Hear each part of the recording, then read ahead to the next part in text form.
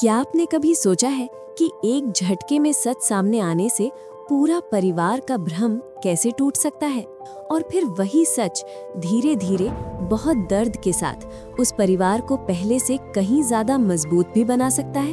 एक पुरानी भव्य हवेली की कल्पना कीजिए, जहां दीवारों से ज्यादा मोटी परंपराएं हैं और रुतबा सब कुछ है।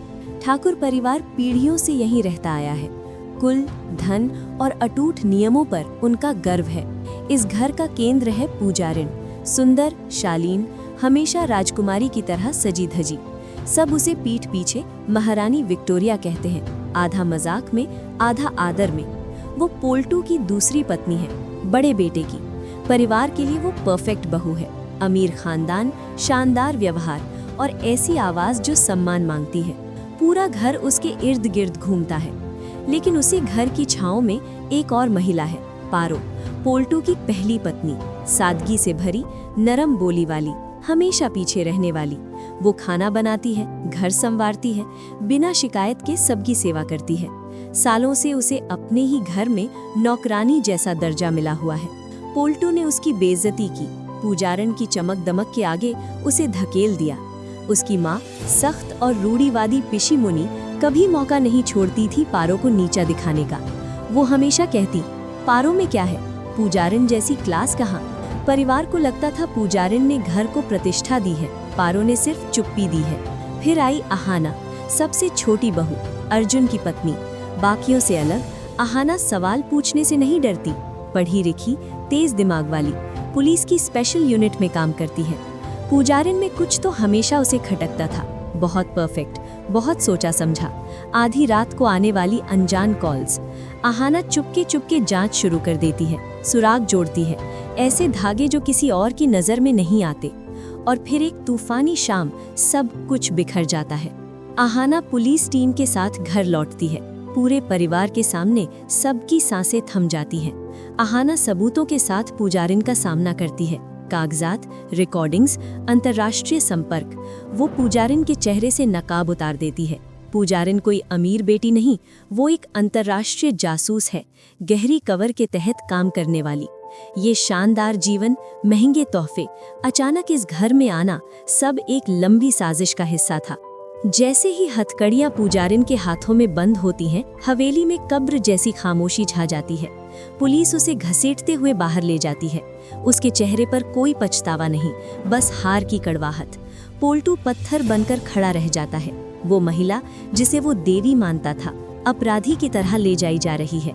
पिशी मुनि की मजबूत कंधे पहली बार झुक जाते हैं। तूफान गुजरता है, लेकिन असली भूकंप अब घर के अंदर शुरू होता है। पोल्टू आंगन में जमीन पर बैठ जाता है। यादें बाढ़ की तरह आती हैं। कैसे उसने सबके सामने पारो को अपमानित किया, कैसे उसे निकम्मा कहा, कैसे चमक के लिए वफादारी को कुचल दिया।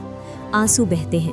वो पारो की ओर रेंगता हुआ जाता है, जो कोने में खड़ी चुपचाप सब देख रही है। वो पारो के पैर पकड़ लेता है, वही पैर जिन्हें वो कभी जूते के बराबर भी नहीं समझता था, और फूट फूट कर रोने लगता है। पारो, मुझे माफ कर दे, मैं अंधा हो गया था। मैंने नागिन को गले लगाया और देवी को घर से निकाल दिया।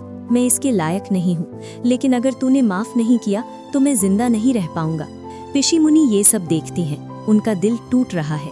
सालों तक पारों को ताने मारे, उसे छोटा समझा, पूजारिन की क्लास की तारीफ की। वे धीरे धीरे पारो के पास जाती हैं, उसके हाथ थामती हैं। पहली बार उनकी आवाज में सच्ची विनम्रता है। बेटी, आज मेरी आंखें खुल गईं। मैंने पैसे और दिखावे को सब कुछ समझ लिया था। मैं भूल गई थी कि घर प्यार, धैर्य और संस्कारों से चलता है, जो तेरे पास हमेशा थे। मैंने तुझ पर बहुत जुल्म किए हैं। क्या ये बूढ़ी सास तेरी माफी मांग सकती है? पारो, जिसका दिल समंदर जितना विशाल है, बिना हिचकिचाहट के आगे बढ़ती है। वो पोल्टू को सहारा देकर खड़ा करती है। पिशी मुनि के आंसू अपने पल्लू से पहुंचती है। उसकी आवाज नरम लेकिन मजबूत है। माफी क्यों मांग रहे हैं? वक्त ने सबकी असलियत दिखा दी। ये घर हमेशा मेरा था, और अपनों से बदला नहीं लिया जाता। मुझे सिर्फ शांति चाहिए, हम सब के लिए। दूर खड़े आहाना और अर्जुन ये चमत्कार देख रहे हैं। आहाना की आंखों में सुकून है, न सिर्फ एक अपराधी पकड़ने का, बल्कि एक टूटे परिवार को जोड़ने का। अर्जुन उसका हाथ दबाता है, गर्व से सीना चौड़ा हो जाता है।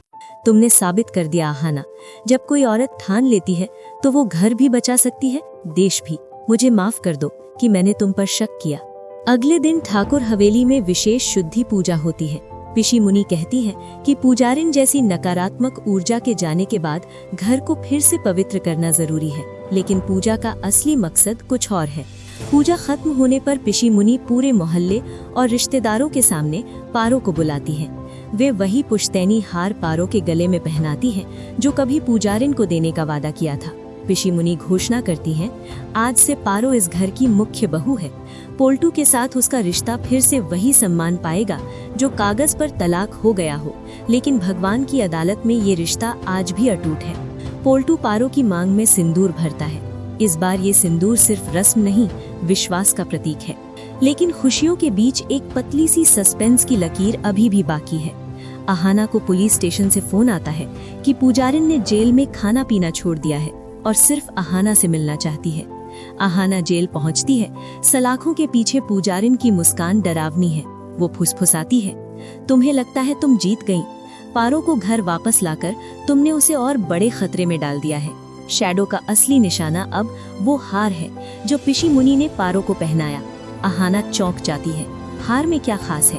पुजारिन बताती है, उस हार के लॉकेट के पीछे एक माइक्रोचिप छिपी है जिसमें देश के परमाणु केंद्रों के गुप्त नक्शे हैं। ठाकुर परिवार के पूर्वजों ने इसे अनजाने में सुरक्षा के नाम पर संभाल रखा था। आहाना के पैरों तले जमीन खिसक जाती है। वो घर की ओर दौड़ती है। रास्ते में अर्जुन को फोन करती है, पारो को अकेला मत छोड़ना, हार तुरंत उतार दो। लेकिन जब तक आहाना पहुंचती है, घर की बिजली गुल हो चुकी है। छत पर शैडो के शार्प शूटर तैनात हैं। अंधेरे में एक नकाबपोश पारो के कमरे में घुस जाता है। पारो चीखती है। अर्जुन और पोल्टू उसे बचाने दौड़ते हैं, लेकिन हमलावर के पास आधुनिक हथियार हैं। ठीक उसी पल आहाना घर में दाखिल होती है। वो अपनी गन से हमलावर के हाथ पर निशाना लगाती है और उसे घायल कर देती है। आहाना पारो के गले से हार उतारती है। सच में लॉकेट के पीछे छोटी सी काली चिप लगी है। आहाना समझ जाती है, पुजारिन का इस घर में आना कोई संयोग नहीं था। वो शुरू से उस हार तक पहुंचना चाहती थी। आहाना अपनी टीम बुलाती है, चिप को जब्त करवाती है और आखिरी खतरे को भी खत्म कर देती है। अब ठाकुर परिवार सचमुच सुरक्षित है। पारो और पोल्टू का पुनर्मिलन सिर्फ भावनात्मक नहीं, सुरक्षा के लिहाज से भी पूरा हो चुका है। पिशी मुनि आहाना के सामने हाथ जोड़कर कहती हैं, तू इस घर की छोटी बहू नहीं, इस घर की रक्षक काली है। आहाना सबको गले लगाती है। बड़े घर की छोटी बहू ने साबित कर दिया कि जहां सच्चाई और अपनों का साथ हो, वहां सबसे बड़ी साजिश भी नाकाम हो जाती है। ठाकुर हवेली में अब खुशियों की नई सुबह है। आहाना और पारो मिलकर घर की कमान संभाल रही हैं और अर्जुन और पोल्टू उनके सबसे बड़े समर्थक बन गए हैं। इस एपिसोड में बस इतना ही।